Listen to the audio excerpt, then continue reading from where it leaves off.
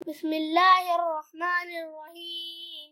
Rabbi यस्सिर वला तुअस्सिर वतम्मिम bill खैर वबिका नस्तईनु या फत्ताहु रब्बि ज़िदनी इल्मा।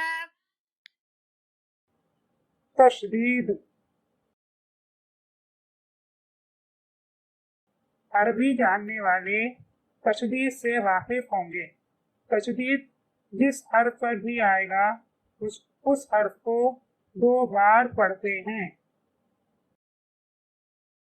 उर्दू में भी तशदीद का इस्तेमाल होता है, लेकिन तशदीद को भी अब कम लिखा जा रहा है।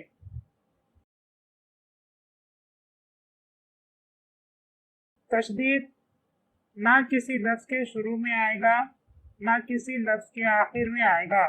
इसका मतलब तशदीद लफ्ज के बीच में कहीं भी आ सकता है। मिसाल, अगर आपको अब्बू लिखना है तो आप अलिफ बे वाऊ नहीं बल्कि अलिफ बे वाऊ लिखेंगे और बे के ऊपर तशदीद डालेंगे। इसी तरह बच्चे अगर लिखना रहेगा तो आप बे चीन चीन ये नहीं बल्कि बे चीन ये लिखकर चीन के ऊपर तशदीद डालेंगे या लिखेंगे।